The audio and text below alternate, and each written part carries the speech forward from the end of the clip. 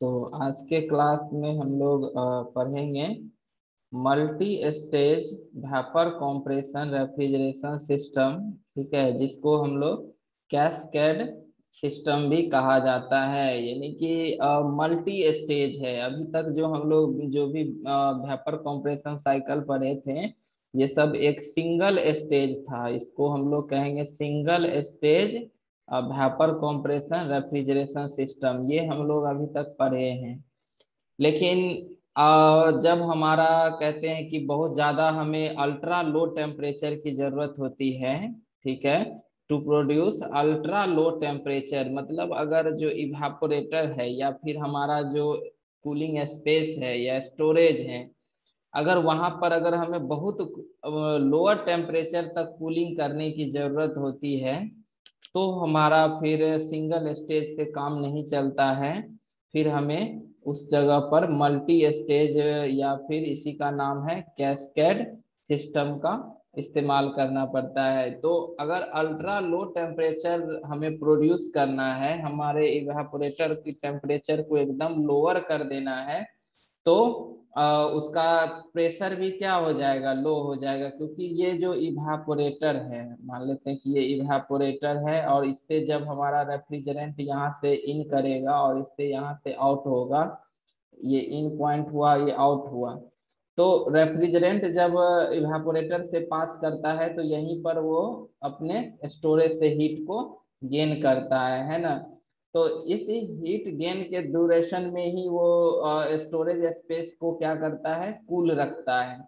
तो अगर हमको यहाँ बहुत ज्यादा लोअर टेम्परेचर जैसे -30 डिग्री सी, -50 डिग्री सी, ऐसे मतलब अगर बहुत अल्ट्रा लो टेम्परेचर हो गया है ना, ये बहुत सारे हमारे ऐसे एप्लीकेशंस हैं जहाँ पर हमें अल्ट्रा लो टेम्परेचर की जरूरत होती है। तो स्वाभाविक है कि अब जितना यहाँ पर अगर अल्ट्रा लो टेम्परेचर स्टोरेज का रखना है, तो रेफ्रिजरेंट का टेम्परेचर जो है यहाँ पर स्टोरेज के टेम्परेचर से भी क्या होना चाहिए, इसका टेम्परेचर लोअर होना चाहिए। जो भी रेफ्रिजरेंट हमारा फ्लो हो रहा है उसकी टेम्परेचर जो स्टोरेज की टेम्परेचर है उससे लोअर होगा, तभी जो है यहाँ से इसका हीट जो है ये रेफ्रिजरेंट हमारा गेन कर पाएगा, है ना।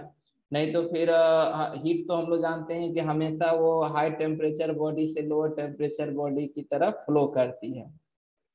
तो रेफ्रिजरेंट का जब हमारा लोअर टेम्परेचर बहुत ज़्यादा हो तो फिर उसकी बॉइलिंग पॉइंट अगर लोअर है, तो इसका मतलब है कि ये पॉसिबल तभी होगा जब वो प्रेशर उसकी लो हो, यानी कि इवापोरेटर प्रेशर जो है वो एकदम लो हो जाए, तभी जाकर के उसकी बॉइलिंग पॉइंट लो होगी और उसके पास तब क्षमता होगा कि वो स्टोरेज से हीट को गेन कर सके और वो काफी ज्यादा मात्रा में गेन कर सके, ताकि वहां ज्यादा से ज्यादा कूलिंग हो।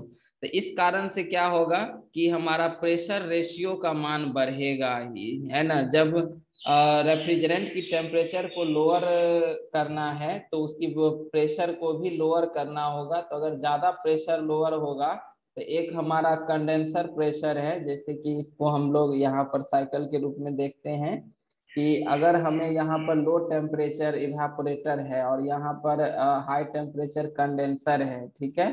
तो ये कंडेंसर और जो इवेपोरेटर है इसकी प्रेशर है मान लेते हैं पीसी और ये इसका प्रेशर है पीई। तो प्रेशर रेशियो जो पीसी/पीई होगा, अगर अगर इस पीई की मान को अगर हम लोग लोअर कर दें, इवेपोरेटर प्रेशर को घटा दें, तो प्रेशर रेशियो क्या होगा, काफी ज्यादा बढ़ जाएगा। तो हम लोग पढ़े हैं कि जैसे वॉल्यूमेट्रिक इफिशियंसी होता है 1 + C - C P2/P1 के पावर 1/n। तो अगर P2/P1 का मान इंक्रीज होता है तो फिर क्या होगा, यहाँ पर वॉल्यूमेट्रिक इफिशियंसी एकदम फॉल करेगा, है ना, घट जाएगा। तो वॉल्यूमेट्रिक इफिशियंसी घट गया तो अब हमारा कंप्रेसर जो है बहुत ज्यादा वर्क लेगा, इस प्रेशर रेशियो को गेन करने के लिए काफी ज्यादा हमें वर्क देने की जरूरत होगी। तो इससे हमारा पूरा जो साइकिल है उसकी सीओपी क्या हो जाएगी, घट जाएगी। तो ऐसे कंडीशन के लिए ही हम लोग क्या यूज करते हैं, कैस्केड रेफ्रिजरेशन सिस्टम की यूज करते हैं। जब हमें अल्ट्रा लो टेम्परेचर की जरूरत होती है तो इवापोरेटर की प्रेशर घट जाती है, और इवापोरेटर का प्रेशर घटने से प्रेशर रेशियो की मान जो वेपर कंप्रेशन साइकिल का है वो इंक्रीज कर जाता है, जिस कारण से उसकी वॉल्यूमेट्रिक इफिशियंसी घट जाती है। तो वॉल्यूमेट्रिक इफिशियंसी घटेगा तो स्वाभाविक है कि यहाँ पर कंप्रेसर वर्क हमारा काफी ज्यादा इंक्रीज करता है। तो ऐसा ना हो कि हमें, क्योंकि कंप्रेसर वर्क एक इनपुट एनर्जी है, उसको हम जितना मिनिमम वैल्यू को करेंगे उतनी ही सीओपी हमें ज्यादा मिलेगी। तो इस चीज को अवॉइड करने के लिए हम लोग कैस्केड रेफ्रिजरेशन सिस्टम का यूज करते हैं। कैस्केड मतलब हो गया मल्टी स्टेज, मतलब हो गया कि एक से ज्यादा स्टेज में हमारा क्या हो रहा है, वेपर कंप्रेशन साइकिल का एक से ज्यादा स्टेज है, तो वही multi stage vapour compression refrigeration system है। जैसे हम लोग पढ़ते हैं 2 stage vapour compression refrigeration system, ये 2 स्टेज का है। जनरली 2 ही यूज होता है ना। रेयर केस में 3 भी होता है, उससे ज्यादा फिर नहीं होता है। ज्यादा अगर नंबर ऑफ स्टेज बढ़ाएंगे तो फिर हमारा साइकिल का कॉम्प्लिकेशन बढ़ेगा, डिवाइस बढ़ेगा, साइज बढ़ जाएगा, बहुत सारा प्रॉब्लम फिर आने लगता है। तो हम में 2 स्टेज जो है ये ठीक ठाक है, और इससे हमें एक लोअर जो टेम्परेचर है इवेपोरेटर का वो हमें गेन हो जाता है। तो इसका बेसिक कंस्ट्रक्शन क्या है कि इसमें 2 कंप्रेसर है, मतलब एक सिंगल स्टेज में उसको कंप्रेस ना करके उसको 2 स्टेज में कंप्रेस करते हैं, ठीक है। इसमें से जैसे कि एक हमारा ये साइकिल है, इसको हम लोग कहते हैं कि ये हाई प्रेशर साइकिल हुआ। ये क्या हो गया, हाई प्रेशर साइकिल हो गया, हाई प्रेशर बीसीसी हो गया। और ये एक लो प्रेशर बीसीसी हो गया, लो प्रेशर बीसीसी। तो 2 स्टेज में है। तो हम लोग देख रहे हैं क्या कि फर्स्ट स्टेज, इसको हम लोग अगर स्टेज 1 दे और इसको अगर हम लोग स्टेज 2 दे, ये दोनों साइकिल का, तो यहाँ पर इवापोरेटर लगा हुआ है, उसके बाद ये कंप्रेसर है एक C1, और फिर ये चला गया कहाँ पर, एक कंडेंसर में, ठीक है। ये कंडेंसर हमारा कैस्केड कंडेंसर कहलाता है। ये कंडेंसर और दूसरा स्टेज का जो इवेपोरेटर, ये दोनों एक ही कॉम्बिनेशन में होता है, मतलब ये दोनों ही एक दूसरे से क्या करता है, हीट को एक्सचेंज करता है। मतलब फर्स्ट स्टेज के कंडेंसर का जो हीट है वो सेकेंड स्टेज के इवेपोरेटर के द्वारा गेन किया जाता है। तो इससे हमारा जो कंडेंसर है, यानी कि लोअर प्रेशर साइकिल में, यानी स्टेज 1 का जो यहाँ पर कंडेंसर है, इसको बहुत ही ज्यादा क्या मिलता है, कूलिंग इफेक्ट मिलता है। क्योंकि सेकेंड स्टेज का जो इवेपोरेटर है उसका काम ही है कि यहाँ पर फर्स्ट स्टेज के कंडेंसर को कूल करना, यानी इससे वो हीट को गेन करना। तो इससे फर्स्ट स्टेज का जो कंडेंसर है वो काफी ज्यादा कूल हो जाता है। तो जब रेफ्रिजरेंट हमारा फर्स्ट स्टेज के कंडेंसर से यहाँ पर आउट होता है, तो ये इस समय इसकी स्टेट जो है एज ए बहुत ही मतलब सब कूल्ड में चला जाता है, या फिर हम लोग का सैचुरेटेड लिक्विड भी है तो एक इंटरमीडिएट प्रेशर के ऊपर है, ठीक है। फिर यहाँ से अपना ये थ्रोटल वाल्व पे, जहाँ पर उसकी प्रेशर फिर से यहाँ पर ड्रॉप होती है, ये थ्रोटल वाल्व है, ये दोनों ही क्या है, थ्रोटल वाल्व है। और फिर ये इवेपोरेटर में वापस जो है ये इन कर जाता है। तो यहाँ पर इसी कंडेंसर को हम लोग कहते हैं कैस्केड कंडेंसर, ठीक है। ये हमारा लो टेम्परेचर कैस्केड हुआ जो इवेपोरेटर के नाम से जाना गया, और ये हाई टेम्परेचर कैस्केड है जो कि फर्स्ट स्टेज का कंडेंसर सेकेंड स्टेज के इवेपोरेटर के साथ हीट का एक्सचेंजर से जुड़ा हुआ है। ये सेकेंड स्टेज है, इसमें भी अलग रेफ्रिजरेंट, दोनों में जो रेफ्रिजरेंट फ्लो करता है वो अलग अलग फ्लो करता है। तो जैसे जो लोअर स्टेज का है, यानी कि स्टेज नंबर 1 में, इसमें हम ऐसे रेफ्रिजरेंट का यूज करते हैं जिसका बॉइलिंग पॉइंट बहुत ही कम हो। अब जैसे हमारा एग्जाम्पल हो गया जैसे CO2, कार्बन डाइऑक्साइड, है ना, इसका बॉइलिंग पॉइंट लगभग -78 डिग्री सेल्सियस होता है, -78, है ना, ये बहुत ही लोअर है। सेकेंड स्टेज में जैसे कि हम लोग एज ए कि हम लोग यहाँ पर अमोनिया यूज कर देते हैं, तो इसका -33.3 डिग्री सेल्सियस इसका क्या है, बॉइलिंग पॉइंट है। तो दोनों स्टेज में हम अलग अलग रेफ्रिजरेंट यूज करते हैं, लेकिन जो लोअर स्टेज में यानी कि फर्स्ट स्टेज में यहाँ जो यूज करते हैं उसकी बॉइलिंग पॉइंट सेकेंड स्टेज के रेफ्रिजरेंट से क्या होना चाहिए, लोअर होना चाहिए। यानी लोअर बॉइलिंग पॉइंट वाला जो रेफ्रिजरेंट है वो हम लोग स्टेज 1 में हम यूज करेंगे, और जो उस इससे जो हायर वाला रेफ्रिजरेंट होगा उसका यूज हम लोग यहाँ सेकेंड स्टेज में करेंगे। ठीक है, तो सेकेंड स्टेज में भी क्या है कि यहाँ हाई टेम्परेचर कैस्केड है, और यहाँ से रेफ्रिजरेंट इवेपोरेटर में पास करता है, तो ये कूलिंग इफेक्ट जो देता है वो इसी कंडेंसर का, फर्स्ट स्टेज के कंडेंसर का हीट को गेन करके वो वेपराइज करके पहुंचता है। यहाँ पर एक सेकेंड कंप्रेसर, दूसरा कंप्रेसर लगा हुआ है। हम लोग इस कंप्रेसर में भी यहाँ पर वर्क इनपुट देते हैं, तो ये कंप्रेसर उसको हायर प्रेशर के ऊपर यानी कंडेंसर प्रेशर के ऊपर वो क्या करता है, डिलीवर करता है। और यहाँ से कंडेंसर का प्रेशर हाई होने से यहाँ की जो टेम्परेचर होती है वो भी हाई होता है रेफ्रिजरेंट का। और जो यहाँ पर सराउंडिंग है, तो यहाँ पर कंडेंसर का टेम्परेचर हायर रहता है किससे, सराउंडिंग से। तो यहाँ से रेफ्रिजरेंट जो है अपना हीट जो है सराउंडिंग में रिजेक्ट करता है। ठीक है, और फिर ये रेफ्रिजरेंट वापस जो है ये सैचुरेटेड स्टेट में हमारा थ्रोटल वाल्व से पास करके वापस फिर से ये इवेपोरेटर में, जहाँ थ्रोटल वाल्व में प्रेशर की ड्रॉप होती है उसकी बॉइलिंग पॉइंट भी घटता है, और वो वापस जो है फिर से इवेपोरेटर में यानी कैस्केड कंडेंसर में वो इन करता है। तो ये इसका बेसिक कंस्ट्रक्शन है। इसको हम लोग एज ए साइकिल के ऊपर देखें तो ये एक टीएस डायग्राम है। टीएस डायग्राम में जैसे कि यहाँ पर तीन प्रेशर है, एक इवेपोरेटर प्रेशर हो गया, ये एक कोई बीच वाला एक इंटरमीडिएट प्रेशर है, और फिर यहाँ पर एक क्या है, कंडेंसर प्रेशर है। ठीक है, तो यहाँ पर तीन प्रेशर लाइन हम लोग वेपर डोम के अंदर ड्रॉ करेंगे। तो यहाँ पर जो इवेपोरेटर प्रेशर होगा वो एकदम लोअर हो जाएगा, है ना, यहाँ पर इसकी वैल्यू क्या हो जाएगी, लोअर वैल्यू हो जाएगी। और यहाँ का टेम्परेचर भी क्या हो जाएगा, सबसे लोअर होगा। इसके बाद जो है ये सेकेंड स्टेज जो फर्स्ट स्टेज का जो कंप्रेसर है वो प्रेशर को इंक्रीज करता है, तो कोई एक इंटरमीडिएट प्रेशर तक वो इंक्रीज करता है, तो ये भी एक क्या है, कांस्टेंट प्रेशर लाइन है। फिर सेकेंड स्टेज का जो वर्किंग है कि उसका सक्शन हमारा यही इंटरमीडिएट प्रेशर ही उसका सक्शन प्रेशर हुआ, और उसका डिलीवरी प्रेशर जो है जो कंडेंसर प्रेशर है वो उसका डिलीवरी प्रेशर हुआ। तो इस तरह से ये दो स्टेज में साइकिल है।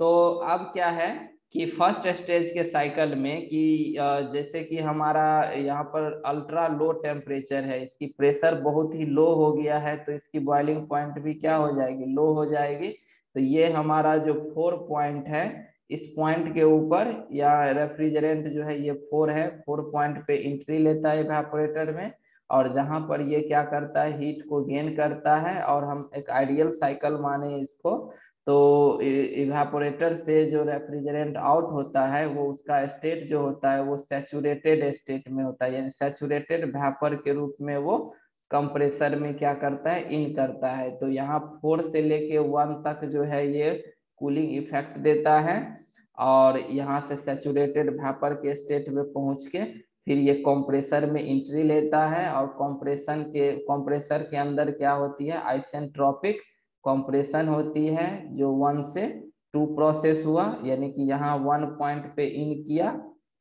और यहाँ से 2 पॉइंट पर आउट हुआ।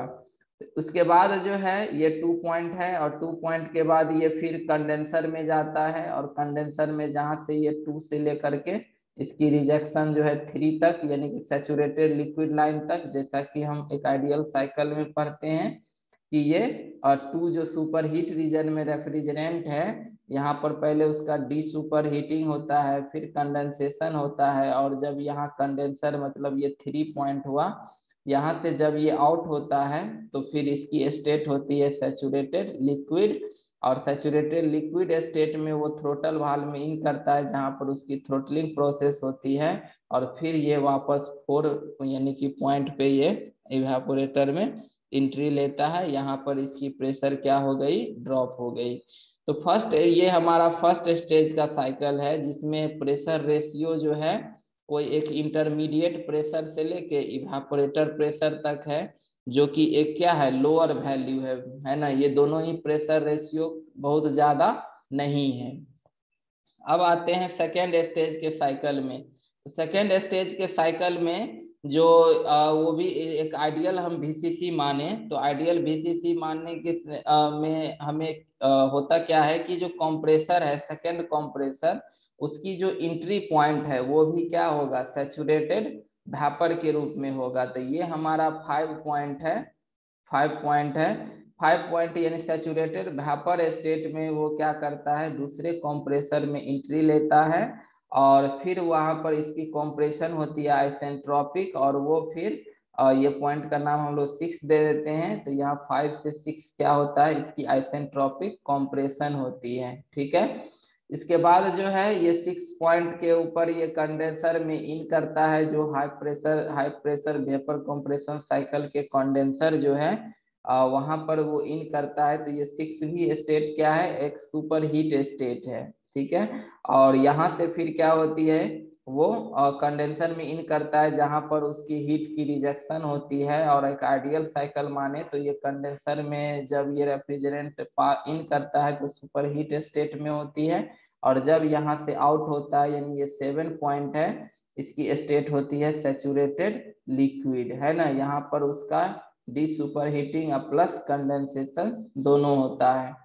फिर ये 7 पॉइंट से आउट होकर के ये आती है थ्रोटल भाल्व में। थ्रोटल भाल्व में जहां पर इसकी वापस फिर से प्रेशर ड्रॉप होती है, और प्रेशर जो ड्रॉप होती है वो कंडेंसर प्रेशर से उसका जो इंटरमीडिएट प्रेशर है, यानी पीसी से पीआई तक उसकी प्रेशर ड्रॉप होती है, थ्रोटलिंग प्रोसेस होता है। तो ये 7 से 8 प्रोसेस यहाँ पर क्या हो गया, थ्रोटलिंग हो गया। तो इस तरह से यहाँ पर 8 पॉइंट पर वो थ्रोटल भाल्व से आउट होती है।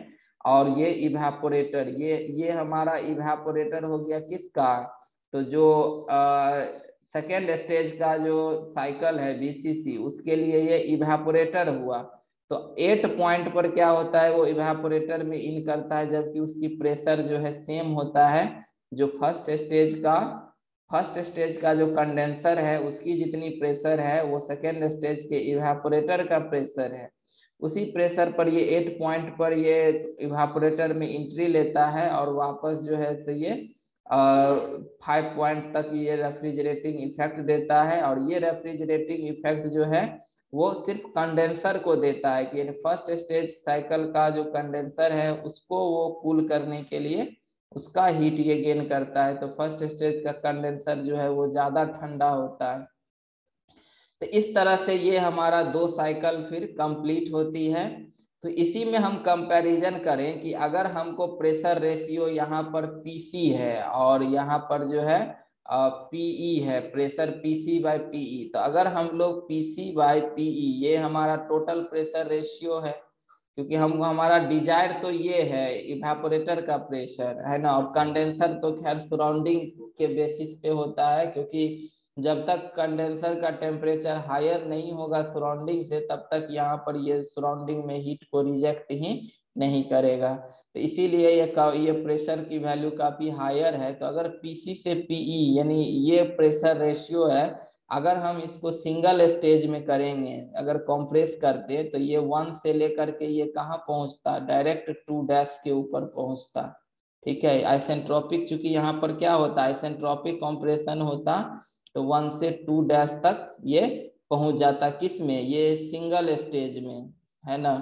लेकिन इसी को हम लोग अगर डबल स्टेज में कंप्रेस किए हैं, तो पहले 1 से 2 गया है यहाँ तक का कंप्रेसर वर्क, और फिर 5 से 6 यहाँ पर 2 जगह ये भी एक कंप्रेसर वर्क हुआ पहला का, और ये भी हमारा यहाँ पर वर्क हुआ दूसरा कंप्रेसर का। तो हम देखते क्या है कि ये जो हैचिंग एरिया है, इतनी एरिया की क्या होती है, सेविंग होती है। मतलब हो गया कि फर्स्ट सिंगल स्टेज में करते तो हमको ज्यादा एरिया 1 से ये 2 डैश पे चला जाता, लेकिन 2 स्टेज में किए तो ये 1 से लेकर के मात्र ये 6 तक गया है।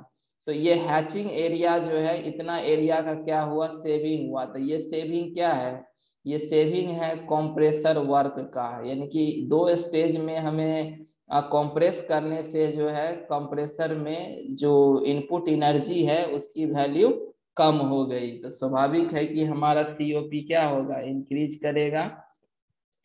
दूसरी ओर अब अगर हमारा सिंगल स्टेज होता, अगर प्रेशर रेशियो पीसी है और पीई है यहाँ पर, तो दोनों प्रेशर रेशियो के बीच में यहाँ पर अगर थ्रोटलिंग प्रोसेस करते तो ये 7 से लेकर के डायरेक्ट आता कहाँ पर 8 डैश के ऊपर, है ना। ये डायरेक्ट फॉल करता 7 से 8 डैश के ऊपर, और 8 डैश के ऊपर इवेपोरेटर में एंट्री लेता, और हमको मात्र 8 डैश से लेकर के और 1 तक, यानी यहाँ से लेकर के यहाँ तक ही हमें क्या मिलती, रेफ्रिजरेटिंग इफेक्ट मिलता, जो कि एक क्या है, लोअर वैल्यू है। वही चीज अगर हम लोग डबल स्टेज में अगर हम कंप्रेस कर दिए हैं, यानी कि मल्टी स्टेज कैस्केड अगर यूज किए हैं, तो हम लोग देख रहे हैं कि जो फर्स्ट स्टेज का यहाँ जो इवेपोरेटर है वो हमारा उसकी एंट्री पॉइंट 4 है और एग्जिट पॉइंट 1 है, लेकिन यानी कि हमको 4 से लेके 1 तक, यानी H4 माइनस H4 के बराबर जो है हमको क्या मिल रहा है, रेफ्रिजरेटिंग इफेक्ट मिल रहा है। तो स्वाभाविक है कि अगर सिंगल स्टेज यूज करते तो हमको H1 माइनस H8 डैश इतना रेफ्रिजरेटिंग इफेक्ट मिलता, लेकिन हम 2 स्टेज कैस्केड यूज किए तो H1 माइनस H4 के बराबर हमें रेफ्रिजरेटिंग इफेक्ट मिला है, तो इसकी वैल्यू क्या है, वो हायर है। तो कैस्केड यूज करने से दूसरा फायदा क्या हुआ कि हमारा रेफ्रिजरेटिंग इफेक्ट भी हायर मिला और कंप्रेसर वर्क हमें लोअर लगा, कम लगा। तो स्वाभाविक है कि सीओपी जो होता है वो refrigerating effect bye compressor work होता है। रेफ्रिजरेटिंग इफेक्ट को अगर हम बढ़ाएंगे और कंप्रेसर वर्क को घटाएंगे तो सीओपी जो है तो काफी तेजी से क्या करेगा, इंक्रीज करेगा। तो इससे हमारा देख रहे हैं कि सीओपी का क्या होता है, इनहांस होता है। एक तो पर्पस ये हो गया कि सीओपी मेरा बढ़ गया, दूसरा पर्पस ये हो गया कि हमको यहाँ पर अल्ट्रा लो टेम्परेचर मिल गया, मतलब अब जो फर्स्ट स्टेज का इवेपोरेटर है उसके पास अब कैपेसिटी है कि वो काफी लोअर वैल्यू ऑफ टेम्परेचर तक वो हमारा सिस्टम को कूल कर सकता है। ठीक है, ये चीज, ये इसका बेसिक डायग्राम हो गया और उसका साइकिल हो गया। तो वही सारा पॉइंट्स है कि जो कैस्केड सिस्टम है, a series of refrigerant with progressively lower boiling point are used in a series of single stage unit. कह रहा है कि कैस्केड सिस्टम में कि एक सीरीज ऑफ रेफ्रिजरेंट जो कि प्रोग्रेसिवली लोअर बॉइलिंग पॉइंट, मतलब जो नीचे वाला साइकिल में ज्यादा लोअर वाला बॉइलिंग पॉइंट वाला रेफ्रिजरेंट यूज करेंगे, उससे ऊपर वाला जो साइकिल है सेकेंड साइकिल, उसमें उससे थोड़ा हायर बॉइलिंग पॉइंट वाला रेफ्रिजरेंट यूज करेंगे। दूसरा चीज है कि कंडेंसर ऑफ जो लोअर स्टेज सिस्टम है ना, पहला स्टेज का जो कंडेंसर है वो हमारा कपल होता है इवेपोरेटर के साथ, जैसा कि यहाँ पर हम लोग फिगर में यहाँ देख रहे हैं कि पहले फर्स्ट स्टेज का इवेपोरेटर सेकेंड स्टेज के फर्स्ट स्टेज का कंडेंसर सेकेंड स्टेज के इवेपोरेटर के साथ कपल्ड है, तो इसी को हम लोग कैस्केड कंडेंसर कहते हैं। इसका मतलब ये हो गया कि the component where heat of condensation of lower stage refrigerant is supplied for vaporization of next level refrigerant is called as cascade condenser. पहला स्टेज का जो कंडेंसर है जो अपना हीट रिजेक्ट कर रहा है, वो सेकेंड स्टेज की इवेपोरेटर उसको गेन कर रहा है ना, और वो उसको मतलब कूलिंग इफेक्ट दे रहा है। वो अपना सेकेंड स्टेज का जो रेफ्रिजरेंट है वो फर्स्ट स्टेज के कंडेंसर का हीट लेके वेपराइज करता है, तो इसको हम लोग कैस्केड कंडेंसर कहते हैं। जैसे एग्जांपल हम दिए हैं कि कॉम्बिनेशन अगर हम 2 रेफ्रिजरेंट का यूज किए जैसे CO2, तो इसका लगभग बॉइलिंग पॉइंट -78 होता है, तो इसको हम लोग लोअर स्टेज में यूज करेंगे, है ना। और जो दूसरा एक और रेफ्रिजरेंट है अमोनिया, जिसका बॉइलिंग पॉइंट -33.3 डिग्री सेल्सियस है, उसको हम हायर टेम्परेचर कैस्केड के रूप में यूज करेंगे। ठीक है, एप्लीकेशन। अब ये कैस्केड रेफ्रिजरेशन सिस्टम का कहाँ यूज करते हैं, तो जहाँ हमें अल्ट्रा लो लो टेम्परेचर की जरूरत हो वहीं पर हम कैस्केड यूज करते हैं। क्योंकि ये थोड़ा सा साइज को बढ़ा देता है। तो जहाँ हमें उतनी ज्यादा जरूरत है, जहाँ अल्ट्रा लो टेम्परेचर की जरूरत है, वहाँ यूज करते हैं। जैसे कि liquefaction of petroleum vapour. Petroleum vapour को हमें वो एक्चुअली वेपर स्टेट में है, लेकिन उसको हम इतना ना कूल कर देते हैं कि वो लिक्विफेक्शन लिक्विड में चेंज हो जाती है। Secondly, liquefaction of industrial gases. बहुत सारे इंडस्ट्री का गैसेज है जिसको हमें लिक्विफाई करना है, उसको काफी लोअर वैल्यू तक कूल करना होगा। उसके बाद manufacturing of dry ice. Dry ice हम लोग कहते हैं सॉलिड कार्बन डाइऑक्साइड को ही ड्राई आइस कहते हैं। तो सॉलिड CO2 जिसका भी बॉइलिंग पॉइंट काफी लोअर होता है, तो उसको भी मैन्युफैक्चरिंग करने के लिए हम लोग कैस्केड रेफ्रिजरेशन सिस्टम का यूज करते हैं। चौथा हो गया डीप फ्रीजिंग, जहां हमें बहुत लोअर फ्रीजिंग की जरूरत होती है, जहां बहुत ज्यादा हमें फ्रीज करने का जरूरत होता है, तो वहां भी हम लोग कैस्केड रेफ्रिजरेशन सिस्टम का यूज करते हैं। अब अगर हम इन दोनों साइकिल को, यहाँ दो साइकिल हम लोग मान रहे हैं, यानी कि एक लोअर साइकिल जो वेपर, दोनों ही वेपर कंप्रेशन साइकिल है, अलग अलग है, और ये दोनों यहाँ पर कैस्केड कंडेंसर के रूप में कनेक्टेड है। तो अगर हम इन दोनों ही साइकिल को अगर एक रिवर्जिबल साइकिल माने और किसी भी तरह के लॉस को अगर हम नेग्लेक्ट करते हैं, तो फिर यहाँ से हम एक ब्लॉक डायग्राम में इसको बनाते हैं कि ये हमारा क्या हो गया, एक सिस्टम हो गया। सिस्टम मतलब हो गया जो स्टोरेज, जहाँ से हमें कूलिंग इफेक्ट हमें प्राप्त होती है, यानी कि ये एक ये क्या हो गया, ये लोअर, इसको हम ऐसे कहेंगे कि ये इवेपोरेटर है, किसका, evaporator of lower stage VCC। ये लोअर स्टेज VCC का क्या है, इवेपोरेटर है। इसके बीच में एक रेफ्रिजरेशन साइकिल यूज हो रहा है, और दूसरा ये कैस्केड कंडेंसर है ना। कैस्केड कंडेंसर और जो evaporator of lower stage VCC है, यहाँ के बीच में एक साइकिल हुआ, इसको हम लोग एक R1 मान लेते हैं। रेफ्रिजरेटर, एक रेफ्रिजरेटर यहाँ यूज हो रहा है, और दूसरा रेफ्रिजरेटर एक यूज हो रहा है, मतलब दूसरा VCC साइकिल यूज हो रहा है। वो किसके किसके बीच में, कैस्केड कंडेंसर के बीच में और सराउंडिंग के बीच में। तो यहाँ पर दोनों ही के बीच में एक दूसरा रेफ्रिजरेटर यूज हो रहा है। इसकी टेम्परेचर जो है, यहाँ पर टी इवेपोरेटर का टेम्परेचर है, और TI उसका इंटरमीडिएट जो कैस्केड है उसकी टेम्परेचर है, और TC जो है वहां पर जो अपर में सेकेंड स्टेज का जो कंडेंसर है उसकी टेम्परेचर है। सिस्टम से यहाँ पर क्या हुआ कि मान लेते हैं कि ये यहाँ से क्या किया कि Q1 हीट को ये एब्जॉर्ब किया, है ना। और यहाँ पर हम फर्स्ट रेफ्रिजरेशन साइकिल में हम लोग W1 वर्क दिए, और ये यहाँ से क्या हुआ, Q2 हीट को ये रिजेक्ट किया, और ये हीट रिजेक्ट होके कहाँ गया, कैस्केड कंडेंसर में गया। और कैस्केड कंडेंसर में जो Q heat amount first refrigeration cycle के द्वारा आ रहा है, उसको सेकेंड स्टेज का जो रेफ्रिजरेशन साइकिल है उसका इवेपोरेटर जो है वहां पर सेम अमाउंट ऑफ हीट जो है Q2 यहाँ पर क्या कर रहा है, कैस्केड से ये निकाल रहा है। तो स्वाभाविक अगर Q2 अमाउंट अगर इसमें आ रहा है और सेम अमाउंट क्या होगा, निकल रहा है इससे, तो इसकी टेम्परेचर कांस्टेंट बना हुआ रहेगा, है ना। तो यहाँ से हम एज्यूम कर लेते हैं कि ये Q2 ही अमाउंट क्या हो रहा है, ये निकल रहा है कैस्केड से दूसरा रेफ्रिजरेशन साइकिल में, और फिर यहाँ पर हम सेकेंड कंप्रेसर को W2 वर्क दे रहे हैं, और फिर ये finally Q3 amount of heat जो है वो कंडेंसर में जा रहा है, जहां से वो वापस जो है तो सराउंडिंग में चला जाता है ना। तो ये देख रहे हैं कि हमारा जो स्टोरेज मतलब जो सिस्टम है और सराउंडिंग है, इसके बीच में यहाँ पर दो stage vapour compression refrigeration system, यानी कि दो रेफ्रिजरेटर क्या हो रहा है, यूज हो रहा है। ठीक है। तो अब हमें यहाँ पर क्या निकालना है कि इस कॉम्बिनेशन को अगर हमें COP निकालना होगा तो कैसे निकालेंगे।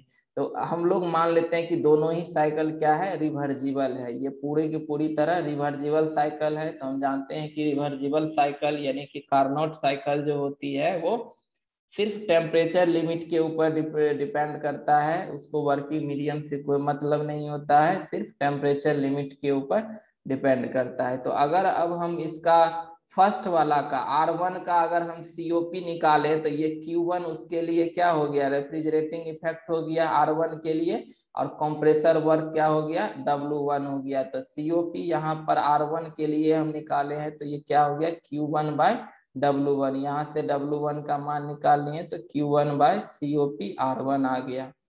फिर सेकेंड रेफ्रिजरेटर के लिए ये Q2 जो हो जाएगा, ये उसके लिए रेफ्रिजरेटिंग इफेक्ट होगा, किसके लिए, ये सेकेंड R2 के लिए, यानी रेफ्रिजरेटर नंबर 2 के लिए जो रेफ्रिजरेटिंग इफेक्ट होगा वो उसके लिए Q2 होगा। तो COP जो R2 का होगा वो हो जाएगा Q2/W2, है ना। ये कंप्रेसर वर्क है, यहाँ से W2 की मान निकाल लेंगे तो ये हो जाएगा Q2/COP रेफ्रिजरेटर 2 का, है ना।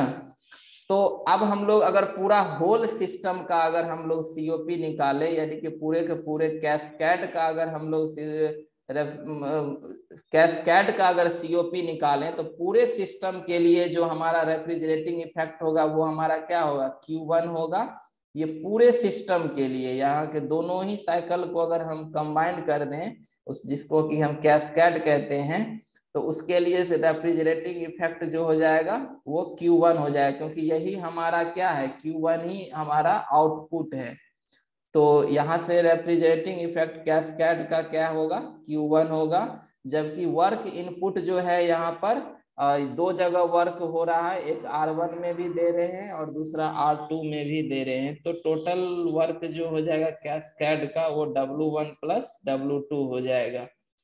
अब हम लोग COP कैस्केड का अगर निकालेंगे तो COP कैस्केड के लिए ये रेफ्रिजरेटिंग इफेक्ट Q1 हुआ और बाय टोटल वर्क W1+W2 हुआ। तो यहाँ से अब हम क्या करते हैं कि W1 और W2 का मान यहाँ निकाले हुए हैं, इसको हम यहाँ पर पुट कर देते हैं इस दोनों जगह पे। तो COP अब कैस्केड का क्या हो जाएगा, ये Q1 तो वैसे ही रह जाएगा यहाँ पर, और W1 बराबर हो जाएगा यहाँ पर Q1/COP R1 प्लस Q2/W2 बराबर, ये W2 बराबर है और ये क्या है, W1 का बराबर है। तो इन दोनों को हम क्या कर दिए, पुट कर दिए, ठीक है। लेकिन यहाँ पर अगर हम लोग अगर यहाँ पर रिलेशन निकाले, चूंकि ये एक रिवर्सिबल साइकिल है, तो हम देख रहे हैं कि यहाँ Q1 और W1 जो है सिस्टम में R1 के सिस्टम में आ रहा है और Q2 जा रहा है, तो यहाँ रिलेशन क्या हो जाएगा, Q1+W1 बराबर हो जाएगा Q2। सिमिलरली सेकेंड रेफ्रिजरेटर में हम देख रहे हैं Q2 आ रहा है, W2 भी आ रहा है और Q3 निकल रहा है, तो यहाँ पर क्या हो जाएगा, Q2+W2 बराबर Q3। तो यहाँ से हम लोग वही चीज पुट करते हैं कि यहाँ Q1+W1 बराबर Q2 है, और तो COP हमारा क्या हो जाएगा, यहाँ पर Q2 के बदले हम लोग जो है, यहाँ जो Q2 है, Q2 के बदले Q1+W1 यहाँ यूज करते हैं। तो Q2 के बदले हम क्या पुट कर दिए, Q1+W1। तो यहाँ पर इसको सॉल्व करेंगे, यहाँ पर ये दोनों के ही बाय में है, तो इसको अलग अलग करेंगे तो ये Q1 तो ऊपर में वैसे ही रह जाएगा, यहाँ Q1/COP R1 प्लस यहाँ पर इस दोनों को अलग कर लेंगे Q1/COP R2, अब फिर W1/R2 हो जाएगा, है ना। तो W1 का मान हम लोग यहाँ ऊपर निकाले हुए हैं, W1 जो होता है वो Q1/COP R1 होता है। तो यहाँ पर W1 के जगह फिर से हम लोग क्या पुट कर दिए हैं, यहाँ W1 के जगह Q1/COP R1 को हम लोग पुट कर दिए। तो वही चीज यहाँ पर आ गया कि W1 के जगह आ गया Q1/COP R1, और ये बाय में COP R2 पहले से ही है, तो ये इसको हम वैसे ही लिख दिए।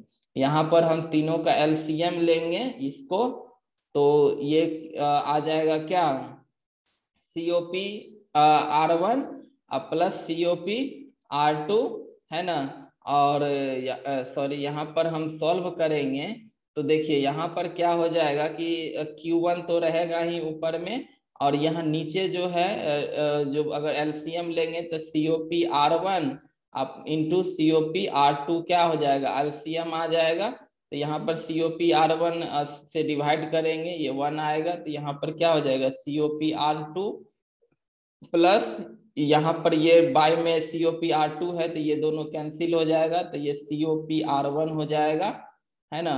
और यहाँ पर क्या हो जाएगा, ये तो इसमें दोनों टर्म है तो यहाँ पर प्लस में 1 हो जाएगा, तो ये कहाँ चला जाएगा, ऊपर चला जाएगा।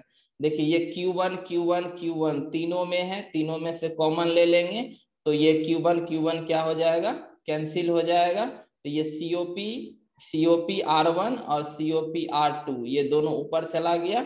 अब bye COP_R1 plus COP_R2 plus 1, इस तरह से COP जो कैस्केड का आया वो कितना आया, COP_R1 into COP_R2 bye COP_R1 plus COP_R2 plus 1, ये हमारा क्या हो गया, कैस्केड का COP हो गया। तो ये कब वैलिड होगा, जब हमारा दोनों ही साइकिल क्या हो, रिवर्जिबल हो, है ना, यानी कि कार्नोट साइकिल हो, तब जाकर के ये हमारा क्या होगा, ये फॉर्मूला हम यूज करेंगे उसके लिए।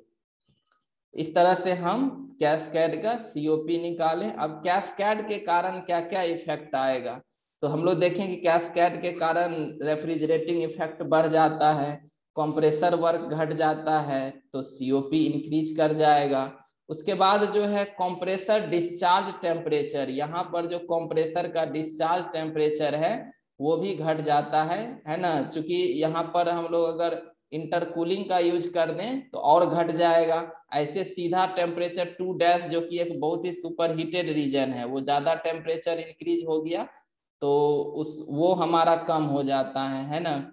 इसके बाद है कि ड्राइनेस फ्रैक्शन जो है कंप्रेसर के इनलेट पे घट जाते, इवेपोरेटर के इनलेट पर क्या होता है, ड्राइनेस फ्रैक्शन घट जाता है, यानी कि ज्यादा से ज्यादा वो लिक्विड स्टेट में एंट्री लेता है, इससे रेफ्रिजरेटिंग इफेक्ट हमको ज्यादा मिलता है। प्रेशर रेशियो घट जाती है, इस कारण कंप्रेसर वर्क घट जाता है। वॉल्यूमेट्रिक इफिशियंसी भी इंक्रीज कर जाती है, तो इसके कारण भी कंप्रेसर वर्क घट जाता है। तो इस तरह से हम देख रहे हैं कि कैस्केडिंग के कारण हमें ये सब फायदा होता है, इसीलिए हम सिंगल स्टेज के जगह कैस्केड इसका यूज करते हैं। तो